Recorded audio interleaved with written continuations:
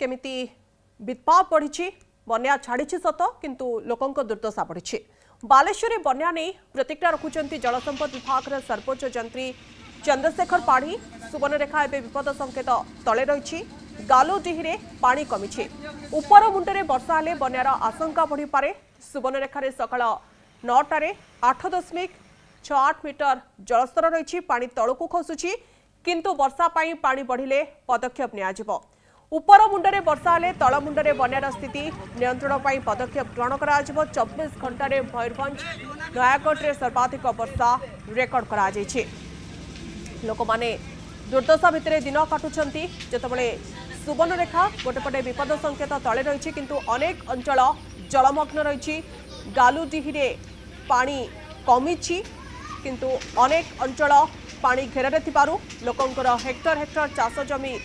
प्रभावित होती सहित जो पनीपरिया चाष करते वर्तमान पानी भितर बुड़ी रही अर्थात लोक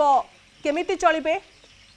वर्षारे सबकिछि धोई हो जाइछि वर्षकर परिश्रम जेतेबेले धोई हो जाइछि मुंडरे हाथ दे बसिछि चाषी सुवर्णरेखार जलस्तर कमी सत किंतु लोकंकर दुर्दशा बढ़ी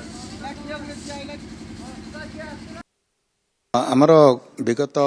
24 घंटा भितर जोटा कि 8:30 आमर मेजर हुए से नयागढ़ सर्वाधिक होती 98.03 मिलीमीटर मयूरभंज रासगोविंदपुर 95 मिलीमीटर रही तापरे बेतनटी 93 मिलीमीटर एणु कोरापुट अन्य जगार वर्षा तो या आखि आगे रखिकी बर्तमान फ्लोटा बढ़िले बर्तमान जेहेतु चांदिलू आमर डिस्चार्ज नहीं एवं गालुडी से कमीगला सबू जगार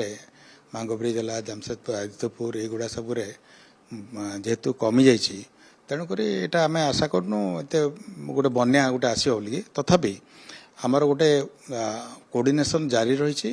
झारखंड गवर्नमेंट सांगे आम सांगे यहाँ करी शेड्यूल सी सांगे कोऑर्डिनेशन करी आम आमर